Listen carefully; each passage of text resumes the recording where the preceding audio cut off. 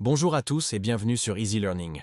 Aujourd'hui, on plonge ensemble au cœur de l'expérience humaine pour explorer le vocabulaire anglais des sens et des sentiments. C'est un sujet fascinant qui vous aidera non seulement à enrichir votre anglais, mais aussi à exprimer plus précisément ce que vous ressentez. Prêt à connecter vos émotions à de nouveaux mots? C'est parti. Commençons par les 5 sens. The Five Senses. Le premier, c'est la vue. Sight. Quand vous voyez quelque chose de magnifique, vous pouvez dire « What a beautiful sight », ce qui veut dire « Quelle belle vue ».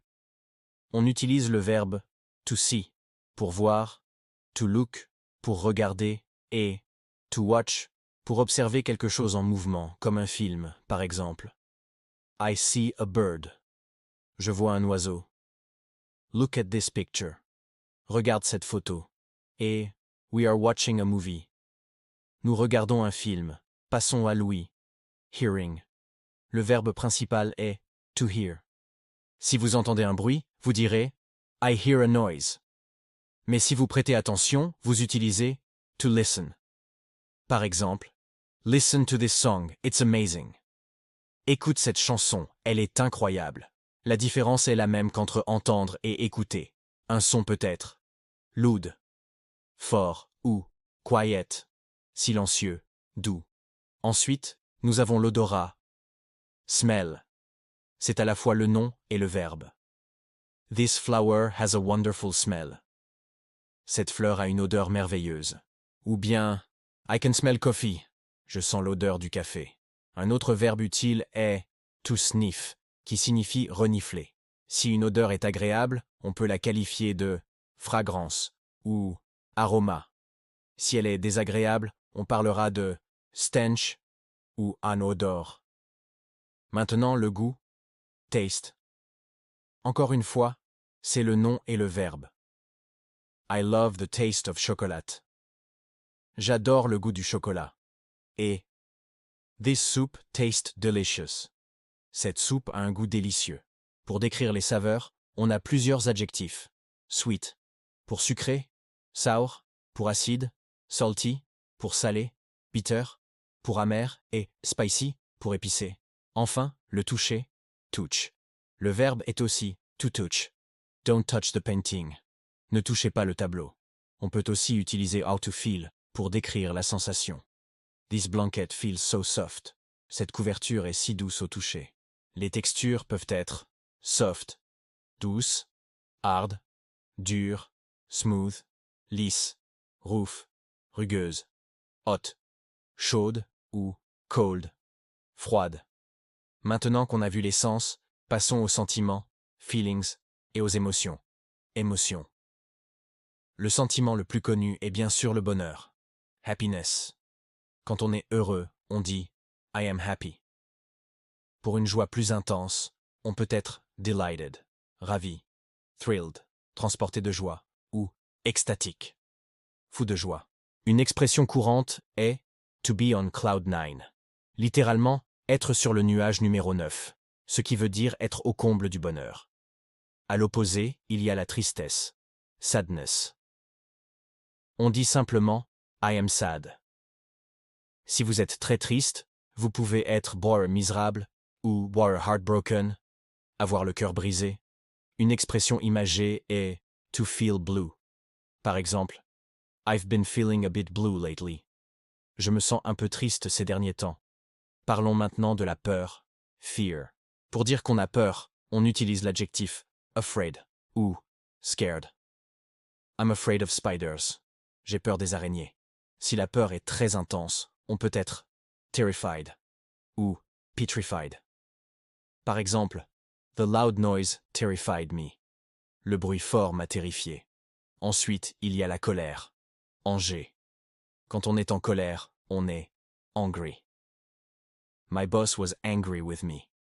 Mon patron était en colère contre moi. Si la colère est très forte, on peut être furious ou livid. Une expression pour dire qu'on perd son sang-froid est to lose one's temper. Et la surprise, comme quand on est surpris, on est surprised. Si la surprise est extrême, on peut être amazed, astonished, ou même stunned, abasourdi. I was stunned by the news. J'ai été abasourdi par la nouvelle. N'oublions pas le dégoût. Disgust. Si quelque chose vous dégoûte, vous êtes disgusted. Par exemple, I was disgusted by the smell. J'étais dégoûté par l'odeur. T'es dégoûté par. On peut aussi utiliser l'adjectif gross. Dans un langage plus familier pour décrire quelque chose de dégoûtant. Il y a aussi des sentiments plus nuancés. Par exemple, l'excitation, excitement. Quand vous attendez quelque chose avec impatience, vous êtes excited. I'm so excited about my trip to London. Je suis tellement excité pour mon voyage à Londres. L'inquiétude, worry, ou l'anxiété, anxiety. Quand on est inquiet, on est worried. I'm worried about the exam. Je suis inquiet pour l'examen. Si l'inquiétude est plus forte et plus générale, on peut se sentir anxious.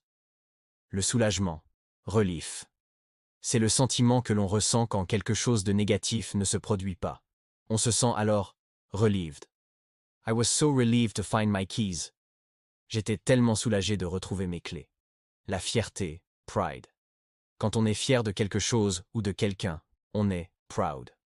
She is very proud of her son. Elle est très fière de son fils. La jalousie, jealousy, et l'envie, envie. Attention, il y a une nuance. Jalousie, c'est la peur de perdre quelqu'un ou quelque chose au profit d'un autre. Envie, c'est le désir d'avoir ce que quelqu'un d'autre possède.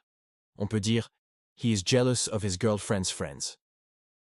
Il est jaloux des amis de sa copine. Et « I envy your talent ». J'envie ton talent. La honte, shame. Ou l'embarras, embarrassement. Quand on a honte, on est I'm ashamed. Quand on est juste gêné, on est embarrassed. Par exemple, he was ashamed of his mistake. Il avait honte de son erreur. Et I was so embarrassed when I fell down. J'étais tellement gêné quand je suis tombé. Pour parler de ces sentiments en général, on utilise le verbe to feel. How are you feeling today? Comment te sens-tu aujourd'hui? On peut répondre I feel great. Je me sens super bien. Ou I feel a bit tired. Je me sens un peu fatigué. Récapitulons quelques expressions utiles. Pour demander comment quelqu'un se sent, How are you feeling? Ou plus simplement, How are you? Pour exprimer un sentiment positif fort, I'm over the moon. Je suis aux anges. Pour exprimer la tristesse, I'm feeling down. Pour exprimer la colère, I'm seeing red. Je vois rouge. Pour la peur, it sends shivers down my spine. Ça me donne des frissons dans le dos. Voilà, nous avons couvert beaucoup de vocabulaire aujourd'hui sur les sens et les sentiments. C'est un domaine très riche de la langue anglaise. N'hésitez pas à utiliser ces mots et expressions pour rendre vos conversations plus vivantes et plus précises. Le secret, comme toujours, c'est la pratique.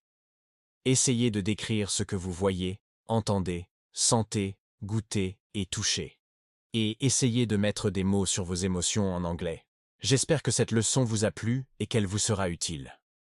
N'oubliez pas que comprendre et exprimer ses émotions est une compétence essentielle dans toutes les langues. Si vous avez des questions ou si vous voulez suggérer des thèmes pour les prochaines vidéos, laissez un commentaire ci-dessous. Merci beaucoup d'avoir regardé cette vidéo sur Easy Learning. Si vous avez appris quelque chose de nouveau, n'oubliez pas de laisser un pouce bleu, de vous abonner à la chaîne et d'activer la cloche pour ne manquer aucune de nos futures leçons. À très bientôt pour apprendre encore plus, en toute simplicité. Bye!